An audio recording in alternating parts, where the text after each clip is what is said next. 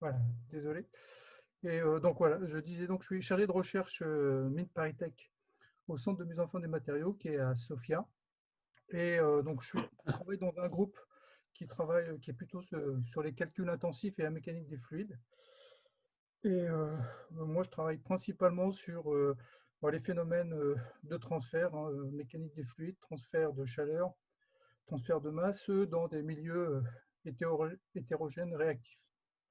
Donc voilà. Donc aujourd'hui, ce dont je vais parler, c'est donc, principalement d'une analyse thermique, hein, du procès de fabrication par fusion de fil fondu, de la tête de chauffe à la pièce imprimée. Ce que je dois vous indiquer, c'est que principalement, les travaux que je vais présenter ici sont l'œuvre de David Chou, qui est étudiant avec moi et qui réalise sa thèse.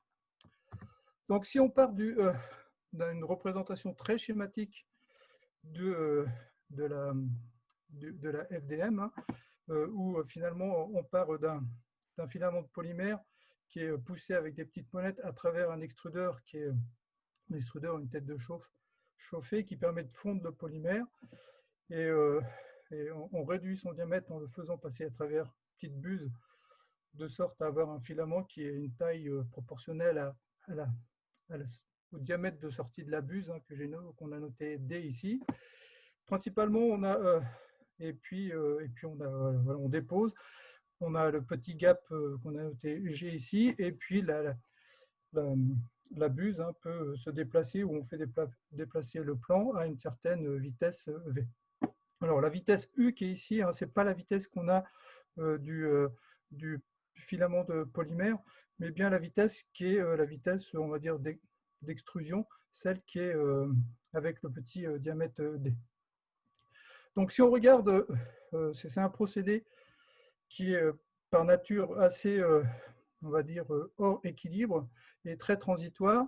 Et si on regarde un petit peu comment ça se passe, on peut le découper. Bon, nous, on l'a découpé en 3 grandes étapes. Tout d'abord, à la fusion. C'est-à-dire que qu'est-ce qui se passe? On rentre le polymère sous forme de filament, on le chauffe, on le fond pour l'extruder. Ensuite, il est déposé, et puis après, on regarde la partie solidification. Donc, c'est ces 3 parties-là, hein, que je vous propose d'essayer de présenter. Et pour ce faire, hein, finalement, on utilise deux moyens, des expériences, hein, qu'on réalise avec une imprimante Delta WAPS 2040 Turbo, hein, qui est ici, alors qui est une imprimante assez polyvalente, hein, qui permet de faire des polymères, mais aussi de faire de déposer des pâtes et des argiles, si tant est qu'on change la tête d'impression. Nous, on l'utilise uniquement pour les polymères, et principalement les polymères sur lesquels on a travaillé, hein, c'est l'ABS et un peu de Polypro en ce moment. Et puis, l'autre volet des travaux, c'est essayer de développer des simulations numériques qui sont principalement basées sur la librairie éléments finis, hein, qui est développée au CMF, Simlib. Donc voilà. Donc en gros, les 3 grandes parties, hein, que je vais développer, c'est la fusion de filaments, le dépôt et puis la solidification. Donc tout d'abord sur la fusion. Alors là, en fait, la chose dont on est parti, c'est des expériences que nous n'avons pas réalisées, hein, mais qui ont été publiées récemment en 2018 par Peng, Voigt et Kakmak dans Additive Manufacturing. Et ces gens ont fait une expérience qui est assez géniale. Ils ont réussi à placer un thermocouple dans un filament qui est en polycarbonate, et ils ont fait passer leur système à travers une buse d'impression. Et puis du coup, en faisant passer le polymère avec le thermocouple, eh bien, ça leur permet d'enregistrer l'histoire thermique du filament pendant la pression. Et les choses qu'ils ont fait, c'est que finalement, donc ils ont fait varier la vitesse d'entrée, hein. Ici, c'est la vitesse d'entrée avec pour le filament, on va dire, de 1,75 mm là, pour cette expérience-là. Et ce qu'ils observent, c'est que plus ils vont vite, et bien sûr, plus le niveau de température vu par le filament diminue. Donc, par exemple, à 90 mm par minute, en gros, le polymère Hacker prend la température de l'extrudeur, hein, qui est fixée à 325 degrés, et puis au fur et à mesure qu'ils augmentent la vitesse, la température diminue. Donc, c'est ces choses-là que nous avons essayé, nous, de regarder d'un point de vue simulation numérique. Et la chose que l'on a fait, c'est eh bien, on s'est basé sur la géométrie que Peng et al. Ont utilisé dans leur expérience. Et puis, ce qu'on a regardé, c'est principalement ce qui se passe à la sortie, hein, juste vraiment au niveau de la buse. Hein. La géométrie que j'ai dessinée ici, hein, qu'on utilise pour faire la simulation, c'est juste la partie vraiment finale. Voilà. Et du coup, ce que l'on résout, hein, c'est vraiment un problème classique de couplage mécanique des fluides et thermique. Donc, on considère, alors là, c'est l'équation de Stokes. Pour le polymère, pour le fluide, on considère une viscosité qui dépend du taux de cisaillement et de la température. La viscosité est prise selon une loi de Karo-Yasuda et dont les données sont calées sur le polymère que l'on a étudié. Et puis l'équation transchimique, où le terme de dissipation, le terme de production de chaleur par dissipation visqueuse est pris en compte. Donc ça, c'est le maillage un petit peu de ce que l'on fait. Et puis, je vous indique juste les conditions limites en entrée, où on impose une température d'entrée Tin. Sur les frontières, on impose des conditions de limite de type Fourier, hein, pour la thermique, où on a un coefficient d'échange H dont on va étudier l'influence après. Et puis, sur vraiment le convergent, là, on impose la température de l'extrudeur, et à la sortie, on a les conditions de sortie libres. Donc, pour regarder un peu, si on essaye d'estimer la valeur du coefficient d'échange, le diamètre de l'extrudeur, hein, dans la partie la plus large, il fait à peu près 2 mm. La taille normalement du fil de polymère, c'est 1,75. Et si on regarde juste un peu la résistance thermique qui serait produite par une petite couche d'air sur cette épaisseur-là, on trouve que H est de l'ordre de 200 watts par mètre carré par K. Donc ça, c'était un peu la valeur de base qu'on a utilisée. Et pour être en accord avec Peng et al., les conditions de température que l'on a prises, alors la température d'entrée, c'est 24 degrés. Et puis la température de l'extrudeur, c'est 325 degrés. Et du coup, si on regarde l'évolution de la température sur l'axe de l'extrudeur en fonction de Z, on voit que si on prend des coefficients H200, eh bien, la température augmente selon la courbe noire ici. Et on voit que les données expérimentales de Peng et al. Sont juste la petite étoile que l'on a, parce que la seule vraie température que l'on a expérimentalement, c'est celle-ci, qui correspond à la température vue à la sortie de l'extrudeur. Et on voit qu'il faut augmenter le coefficient H suffisamment grand pour qu'on retrouve cette température. Donc ça, c'est à la vitesse le premier, c'est 90 mm par minute, et le deuxième, c'est à 180 mm minute. Et on voit que là, le coefficient H doit être suffisamment grand, hein, 10 puissance 4, ou alors supposé avoir un contact supposé parfait. Donc voilà. Ensuite, si on fait avec la vitesse la plus élevée, hein, c'est 270 mm par minute, eh bien, là, il faut effectivement un coefficient H qui soit encore aussi très très grand. Mais on voit que finalement, la température qui est sur l'axe est toujours inférieure à celle qui est vue par le thermocouple. Et ça tient au fait que plus la vitesse est grande, plus le profil de température transversale devient hétérogène. Ça, c'est représenté sur ma figure B ici, où on voit qu'effectivement, à faible vitesse, on a un profil de température quasiment uniforme, et au fur et à mesure où on augmente la vitesse, eh bien, le profil de température il devient de plus en plus hétérogène selon l'axe radial de la buse.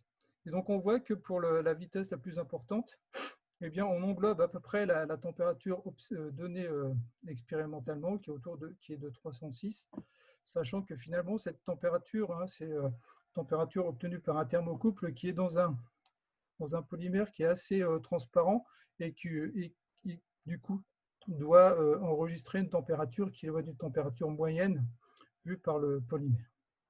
Donc tout ça veut dire que le transfert de chaleur entre la tête de chauffe et le polymère est très efficace. Alors la deuxième chose que l'on peut faire, c'est regarder, alors je vous représente les profils de température qu'on obtient dans la buse. Et puis ce qu'on a représenté, c'est l'isovaleur de la température de la transition vitreuse, hein, la TG, qui finalement évolue en fonction de la vitesse. Et on voit qu'en multipliant par 2, elle est à peu près multipliée par 2. Si on la multiplie par 3, c'est pareil, on va augmenter la distance par 3. Et ce qui est intéressant de voir, c'est comment va évoluer cette longueur-là, hein, de position de cette ISO, la valeur, la distance L sur l'axe de l'isovaleur TG. Si on augmente trop, on imagine que si elle commence à arriver au bout de la buse, ben là, on peut avoir des problèmes expérimentaux. Et du coup, c'est ce que l'on a fait. En se basant sur les simulations numériques, on a regardé l'évolution de cette longueur ISO-TG en fonction de la vitesse. Alors ici, je l'ai tracé plutôt en fonction d'un nombre sans dimension, qui est le nombre de Peclet, qui permet de rendre compte qui permet d'avoir une quantité qui pourrait être vraie si on change les propriétés du polymère. Alors c'est d'ailleurs ce que l'on a fait. Alors les choses que l'on a fait, c'est qu'on a changé la température de l'extrudeur, et puis aussi on a aussi fait des simulations avec de l'ABS. Donc on voit qu'en augmentant ou en diminuant la température de l'extrudeur, eh bien, on change un petit peu la pente.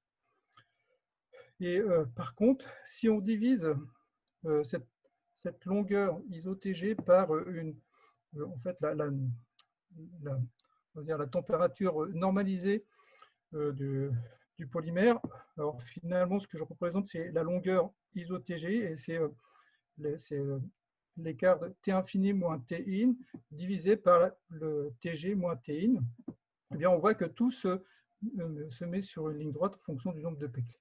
Alors l'avantage de ça, c'est que finalement, on peut en tirer une vitesse maximale d'extrusion qui permet d'avoir un paramètre assez simple pour voir un peu les limites en termes de vitesse d'extrusion de ce type de procédé. Alors, si on prend pour le polycarbonate, hein, comme il avait été fait dans l'expérience de Peng et al., je vous ai juste redonné les valeurs de TG, densité, le CP et le lambda ici. Eh bien, à T infini, on voit que la vitesse limite, c'est 18 mètres par minute. Et puis, si je réduis la température, obligatoirement, je vais réduire ma vitesse possible. Elle arrive à 15 mètres par minute. Et si je prends l'ABS, dont les propriétés sont rappelées là, hein, qui permet de faire ces calculs-là, on voit que si pour une température T infini de l'extrudeur de 230, j'ai à peu près 12 mètres par minute, et 200, c'est 10 mètres par minute. Alors, est-ce qu'on peut avoir quelques indications expérimentales de cette chose-là? Eh bien, en fait, David, hein, mon étudiant, au début de sa thèse, il avait fait quelques expériences où il avait imposé une vitesse de déplacement de la buse, il avait augmenté la vitesse d'extrusion. Donc, on voit qu'en augmentant la vitesse d'extrusion, on commence à avoir des défauts qui apparaissent. Hein, on voit des bulles notamment qui apparaissent. Et puis, on voit que quand U sur V était à peu près égal à 10, donc c'est à peu près la valeur limite qu'on obtient, bien, on voit qu'on commence à avoir des gros problèmes de fusion. Et il y a des choses qui apparaissent comme ça. Donc voilà, pour cette première partie, je vais passer maintenant à la partie sur le dépôt. Alors, les choses que l'on a fait, alors là, c'est à la fois expérience et numérique. Là, c'est les expériences que David a réalisées. On a tout d'abord travaillé sur la partie dépôt. Et ce que l'on a surtout fait, c'est faire des filaments et mesurer et regarder leur morphologie et mesurer la largeur, on note W ici, et la hauteur H. Donc ça, c'est un des exemples. Et ce que l'on observe, c'est que si on regarde l'air de notre section droit de cordon en fonction du rapport U sur V, on voit qu'on a un comportement linéaire. Et en fait, ce comportement linéaire, il est simplement obtenu par conservation de la masse. où on doit avoir l'air hein, qui doit être égal à section à la sortie de la buse, hein, pi d2 sur 4, fois U, et puis V, c'est la vitesse de défilement, et on retrouve très bien ce comportement avec la pente hein, ici, hein, 0,126 qui correspondent au pi d2 sur 4. Alors après, on a essayé d'utiliser ça pour regarder quelle forme, quelle morphologie on pouvait donner au polymère. Alors on voit bien que si on essaie de l'approximer par un rectangle, mais on voit très bien expérimentalement que c'est loin d'être un rectangle, eh bien, si on regarde l'air en fonction de U sur V, ça ne correspond pas du tout aux données expérimentales. Et la meilleure forme que l'on ait trouvée, on a testé la forme ellipse, mais la meilleure forme qu'on ait trouvée, c'est la forme oblongue, dont l'air est donné par cette relation-là, qui permet de retrouver assez bien le comportement des données expérimentales. Donc ça, c'est bien, ça nous donne une relation qui pourrait nous permettre d'obtenir la largeur et la hauteur, mais malheureusement, il nous manque une relation pour fermer ce système. Et donc, la chose que l'on a fait, c'est regarder l'évolution de la largeur du cordon en fonction de U sur V. Alors ça, c'est des données expérimentales pour différentes valeurs de déplacement de la buse. Et puis, on a trouvé dans la littérature qu'il y a des gens qui suggéraient que W se comportait de façon linéaire en fonction de la racine carrée de U sur V. Et c'est ce qu'on a représenté là. Et effectivement, c'est bien un comportement qu'on retrouve. Et donc, du coup, on arrive à avoir une relation comme ça. Et en utilisant la précédente, celle-ci et celle-ci, ça nous permet d'avoir une estimation de H. Et donc ici, je compare les données expérimentales obtenues et puis l'estimation qu'on peut en faire à partir des deux précédentes relations.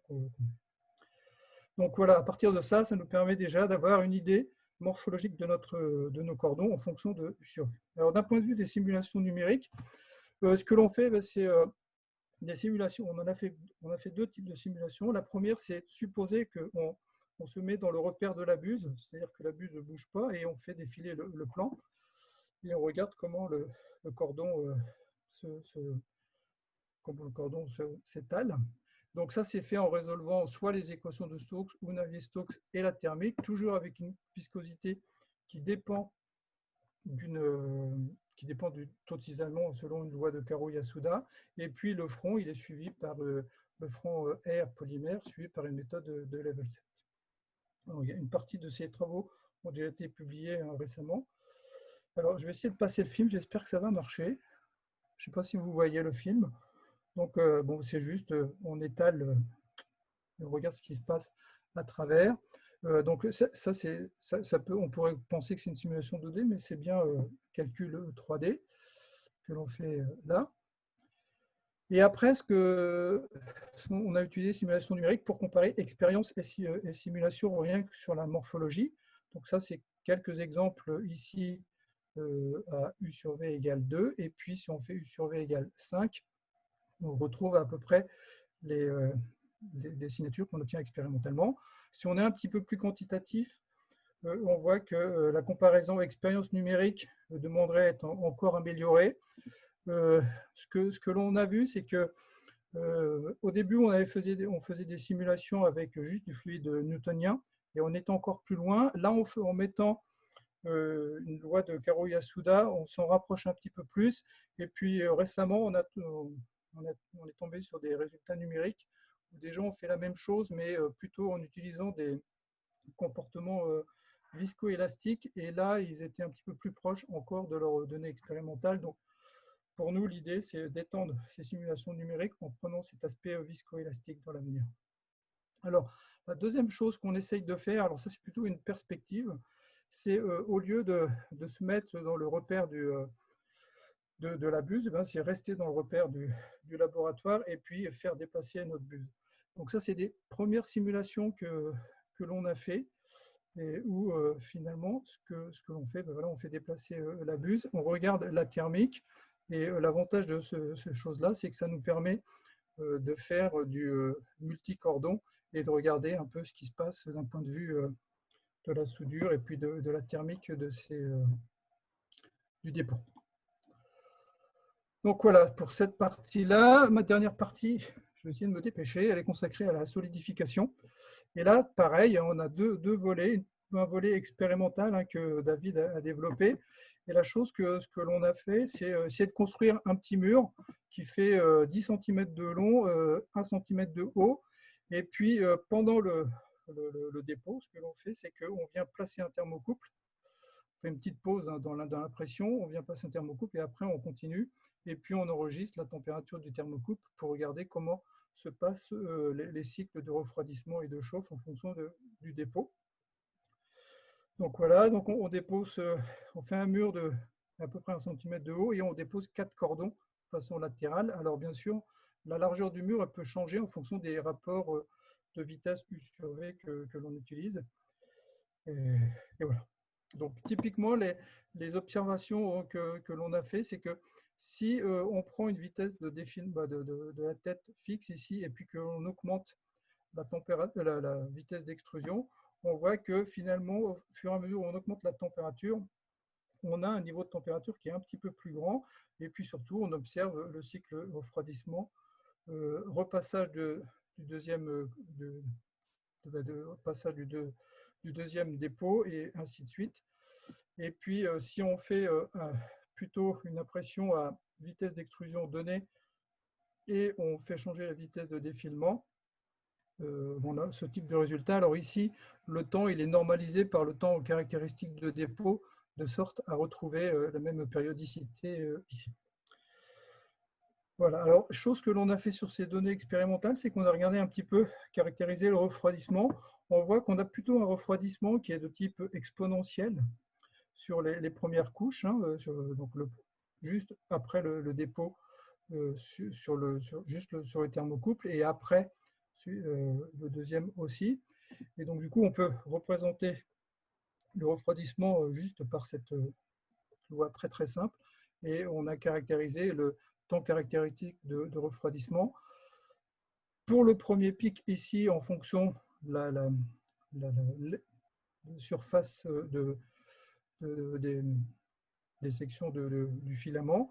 Et bon, on voit que typiquement, pour le premier de couche, on a des temps caractéristiques de refroidissement qui sont de l'ordre de 10 secondes. Et puis sur le second, ça augmente beaucoup plus en fonction de l'air des cordons. Donc d'un point de vue de simulation sur cette partie-là, ce que l'on a fait, c'est principalement de la thermique. Et ce que l'on fait ici, c'est plutôt des simulations type simulation macroscopique. Et ce qui est fait finalement, c'est on a un domaine que l'on veut imprimer, qui est maillé initialement. Et puis au début, il est rempli d'air. Et au fur et à mesure de l'évolution du calcul, on vient activer des cellules qui correspondent à du polymère et qui sont introduits avec la température de l'extrudeur. Et d'un point de vue thermique, bon, on résout les équations de la chaleur. Et puis on a deux types de conditions aux limites. La première, c'est les conditions que j'ai mis en rouge ici, qui sont plutôt des échanges thermiques avec l'extérieur, qui sont juste obtenus par une condition limite de type Fourier.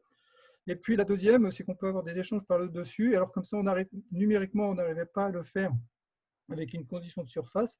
Donc du coup, on le met comme un terme source, mais uniquement sur la portion qu'on vient juste de poser au niveau du dessus.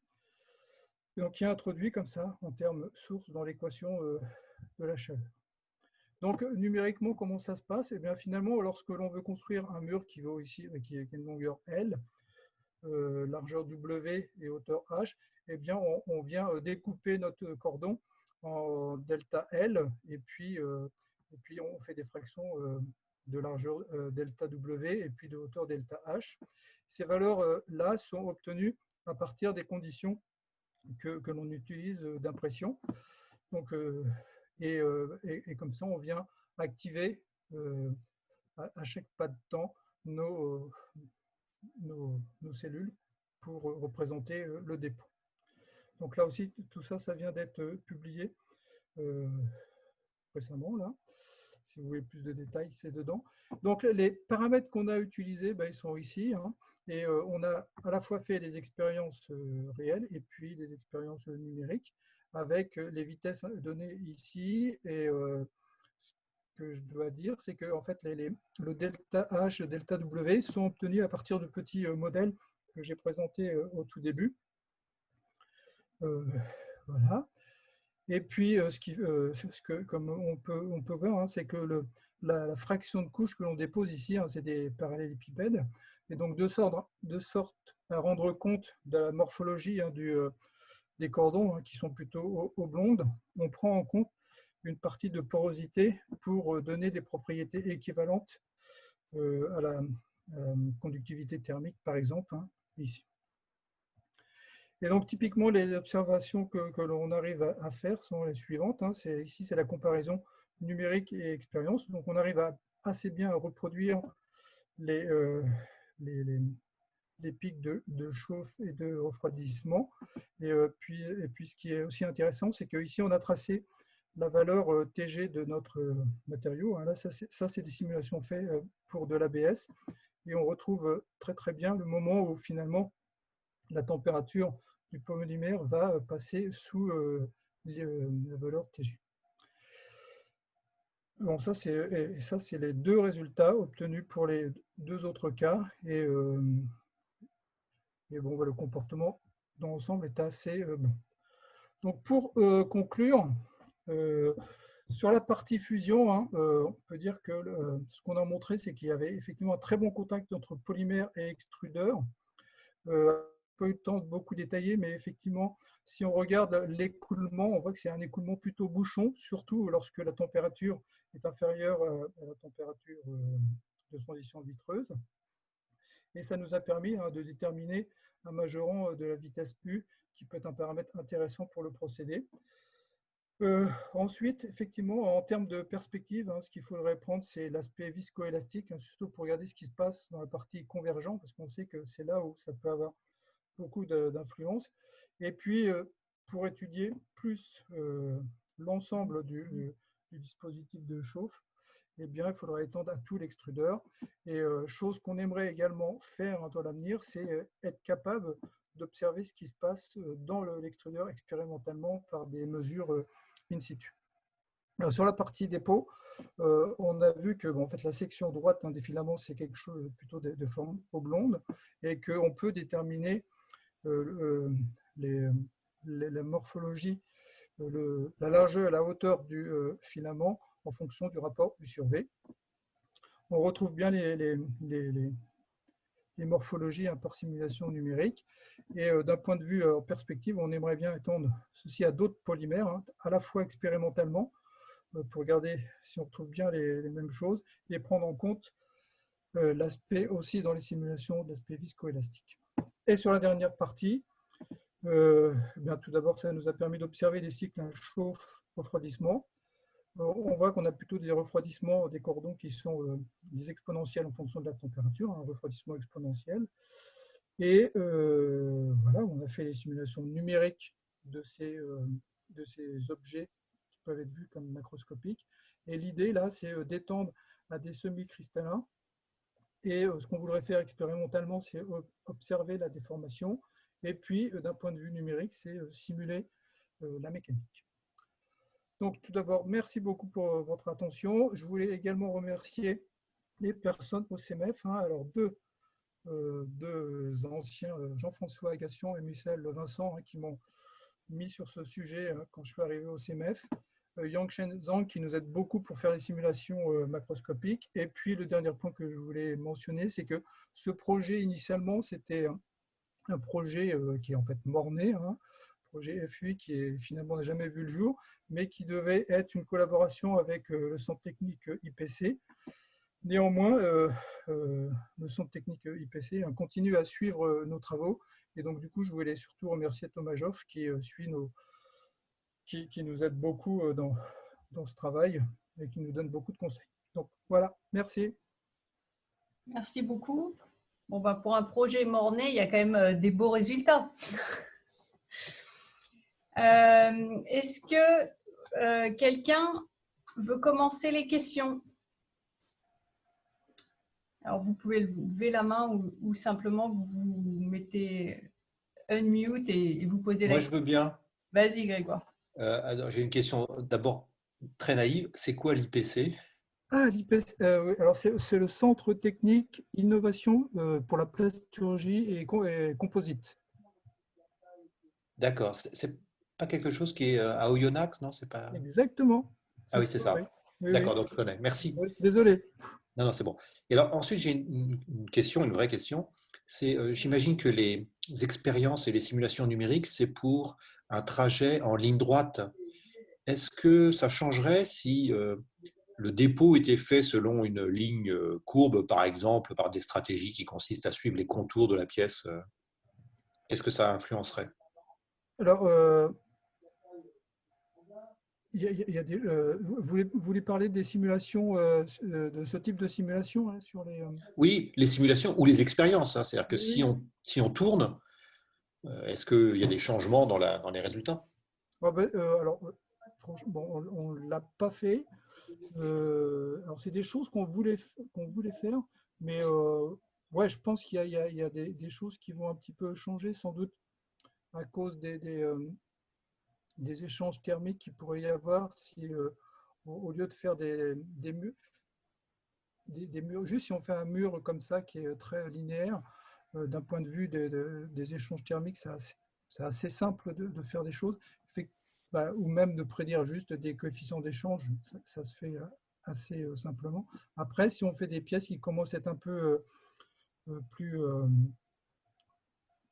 plus difficiles, effectivement, il peut y avoir des choses. Alors, on avait fait, juste, David, on a d'ailleurs ça dans les cartons, c'est de faire des pièces où, par exemple, ce qui peut être intéressant quand on fabrique des pièces par fabrication additive, c'est que souvent il y a des trous, hein, et du coup, on s'était intéressé à regarder qu'est-ce qui se passe si on dépose, si on fait une pièce avec un tout petit trou ou un grand trou, et là, effectivement, on voit des choses sur la thermique qui est assez intéressante, qui permet qui permet de voir un petit peu comment, comment se passe le refroidissement.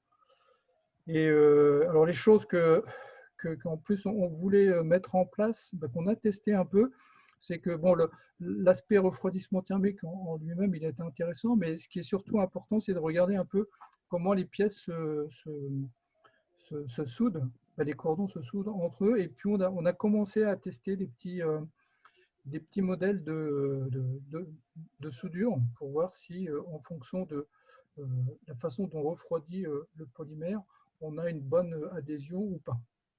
Voilà. Alors, je ne sais pas si ça répond entièrement. Ok, si. Merci beaucoup. Merci. OK. D'autres questions? Moi, j'aurais aussi une question, Vas-y, Julie, c'est André. possible. Donc, Vas-y. ma question était, est-ce qu'on peut tenir compte de dilatation thermique dans le modèle et puis est-ce que le modèle va calculer des contraintes résiduelles ou des déformations résiduelles qui viennent d'une incompatibilité thermique lors du Ouais. dépôt? Alors, en fait, ça fait vraiment partie des choses qu'on est en train de mettre en place en ce moment.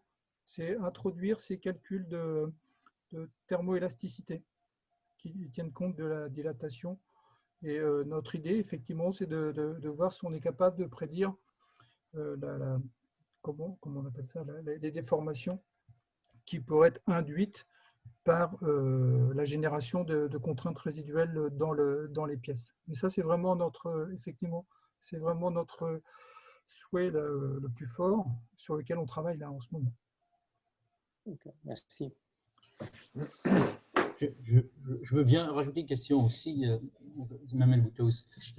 Concernant à l'interface entre deux cordons, par exemple, est-ce que vous considérez dans une simulation thermique un contact parfait thermiquement ou une résistance thermique de contact? Et qu'en est-il dans la réalité au fait aussi? J'ai Je vois pas, que j'ai pas compris la dernière partie de la question, mais sur la première partie, non, il n'y a pas de résistance de contact. On considère effectivement qu'il y a un contact parfait. mais c'est le cas réellement? Enfin, c'était justement la deuxième question, c'était ça. Est-ce que c'est le cas? Ou est-ce Bah, que vous avez remarqué qu'il y a une différence, puisque vous mesurez, vous avez mis des thermocouples, ou est-ce que vous voyez des écarts entre… non, nous, on a l'impression que ça se passe plutôt, qu'il y a plutôt un très très bon contact. Ouais, plutôt, non, on a plutôt confiance en ça. Alors, le truc qui peut se passer, c'est que, d'ailleurs, c'est ça C'est que, alors ça dépend où est déposé le cordon, en tout cas dans les expériences par rapport au thermocouple, mais effectivement, par contre, il peut y avoir des gaps, des, des trous hein, dans lors du dépôt. Hein. De toute façon, il y a quand même une certaine porosité, hein, ces matériaux-là. Et pour l'instant, ce que l'on a fait pour les simulations, c'est qu'on l'a pris un petit peu globalement pour l'introduire en changeant les propriétés moyennes de notre matériau qu'on dépose en fonction de la fraction volumique de vide que l'on a, qui a été mesurée expérimentalement. D'accord, merci. Est-ce qu'il y a d'autres questions? Bon, je vais pouvoir en poser une. C'était un petit peu dans tes conclusions, en fait, à un moment, tu parles d'ABS, de polycarbonate, je ne me souviens plus du troisième, mais je me suis dit, ben, vous travaillez surtout sur des matériaux amorphes. Oui. Finalement, j'ai l'impression que et tu vas me dire si je me trompe, partie 1 et 2, ben, les semi-cristallins, ça ne changerait pas grand-chose, mais en revanche, tout ce qui est solidification, là, il y aurait quand même pas mal de choses peut-être justement à tirer, de séparer semi-cristallin d'amorphe. Est-ce que tu peux commenter un petit peu sur ça? Alors ça, c'est tout à fait vrai. En fait, ce qu'on s'est rendu compte avec David, c'est que quand on fait des expériences sur l'ABS, eh bien, finalement, c'est vraiment triste à mourir hein, à étudier parce qu'il ne se passe rien. C'est vraiment… Alors après, je pense que c'est des formulations qui sont faites, les matériaux qu'on utilise, hein, qu'on achète, hein, les bobines d'ABS qu'on achète, je pense qu'elles sont formulées de telle sorte qu'il n'y ait pas de problème lorsqu'on les utilise par ce type de procédé. Et finalement, on ne voit rien du tout. Et effectivement, là, donc ça, c'est David, il a vraiment envie de travailler là-dessus, c'est regarder un peu ce qui se passe si on utilise des semi-cristallins. Donc, on a fait des choses il a commencé à faire des choses sur du polypro, aussi formulé pour la FDM. Et là aussi, on ne voit pas grand-chose, ça a l'air de bien se passer. Et nous, on voudrait un peu voir si vraiment on commence à avoir des choses d'un point de vue mécanique lors de ces dépôts. Et pour l'instant, je pense qu'on va reprendre des formulations plus simples de polypro et puis regarder ce qui se passe. Mais effectivement, oui, c'est sur les deux premières parties, je suis d'accord, ça ne va pas forcément changer grand-chose. Sur la troisième partie, oui, on attend, c'est ce qu'on voudrait voir, hein. On espère voir des choses un petit peu plus parlant sur cette partie des formations. Oui, tout à fait. Oui. Ok, bah, merci beaucoup.